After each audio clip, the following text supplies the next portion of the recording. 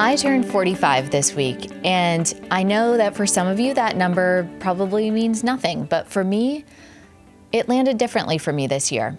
This year, 44, was one of the most quietly significant years of my life. Not the loudest, not the most dramatic, but significant in a way that I am still processing. So today, I'm doing what I do every year on my birthday episode. I'm getting off script. I'm not giving you frameworks or strategies or tactics, just me talking to you the way that I would talk to a friend. I love my 40s. I actually did not expect to love them this much. I think I spent most of my 30s bracing for the 40s in the way that you would brace for bad news. And when it arrived, I thought, oh, this is what it feels like to actually know yourself. The 40s are not about having it all figured out. I want to be really clear about that. I still have hard days. I still second guess decisions. I still have weeks where I feel like I'm behind on life. But there's something that shifts in this decade, a kind of permission that you stop waiting for other people to give you. You start giving it to yourself. You know what you like. You know what you don't like. You know what relationships fill you and which ones are draining you. And you become less willing to pretend otherwise. It's not a hardness, it's clarity. And I'm actually grateful for it.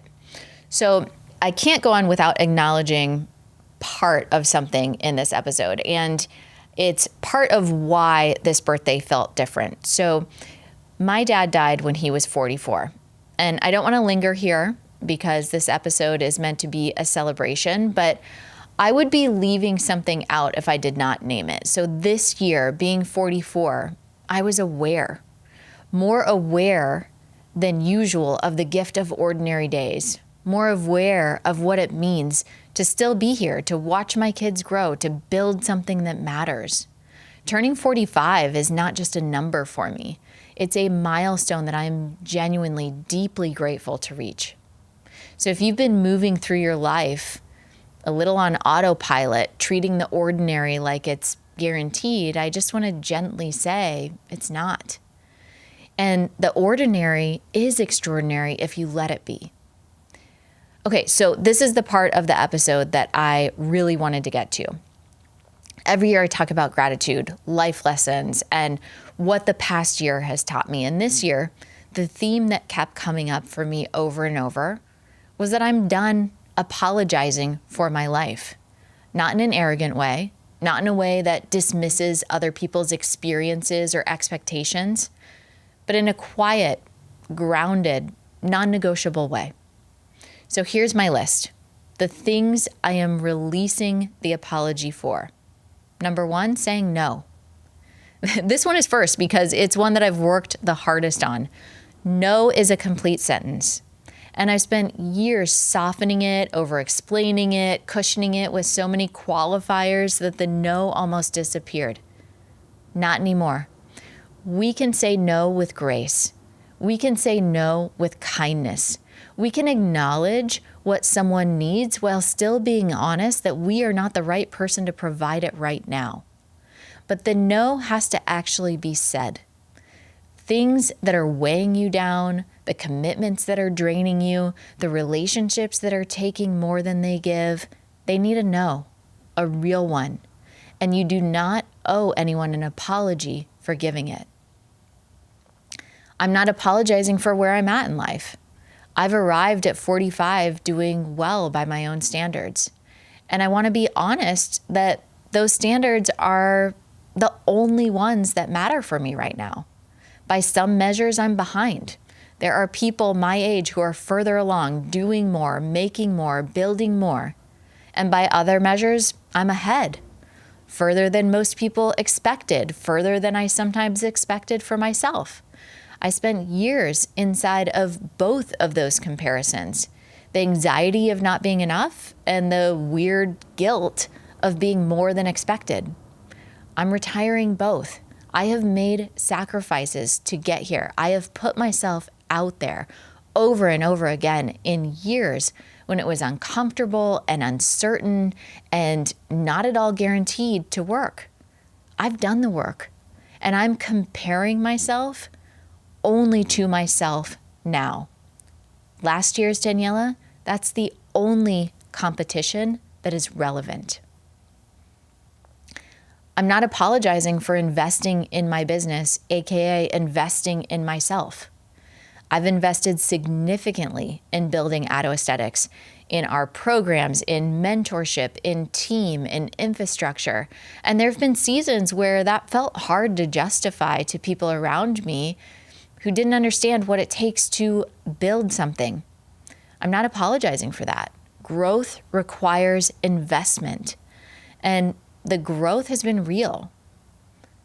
I'm not apologizing for loving my life out loud. I have a beautiful family. I have a loving and supportive husband. I have a business that I am proud of. I have a community of thousands of spa owners I genuinely care about and who I know genuinely care about me. I have work that feels meaningful. I get to say that. I get to be happy about it without qualifying it, without softening it, without adding a disclaimer.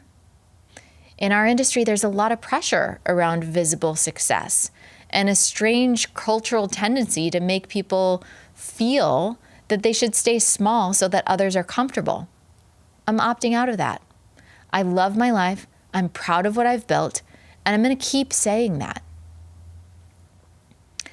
I'm not apologizing for not having my timeline look like anyone else's.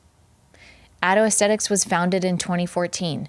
The Growth Factor framework came later. After years of iteration and iteration, the podcast has been running for years and is in the top 1% of podcasts worldwide. None of this happened on someone else's schedule.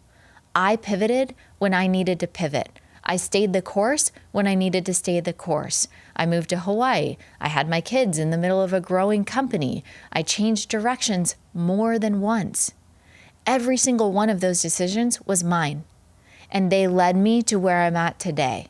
I am grateful for all of them, including the ones that looked like detours. I'm not apologizing for taking up space. I have a voice in this industry. I have built a platform, a community, a framework that has worked for hundreds of spa owners. I have opinions. I share them. I do not shrink from the conversation. That is not ego. That is earned. And the same is true for you.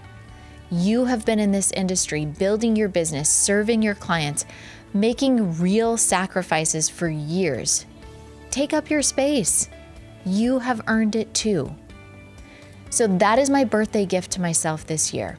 Not a list of goals, not a set of resolutions, just permission to be exactly where I am, exactly as I am, without apology. I want that for you too. Wherever you are right now, whatever chapter you are in, you are allowed to be there fully. You are allowed to release what is weighing you down. You are allowed to say no. You are allowed to be proud. Okay, thank you so much for being here. Thank you for the messages, whether you're emailing us or messaging us on Instagram. Thank you for the support over the years. The community has given me more than I can express, and I do not take a single download or a single listener for granted. Here's to 45, and here's to all of us. I'll see you in the next episode.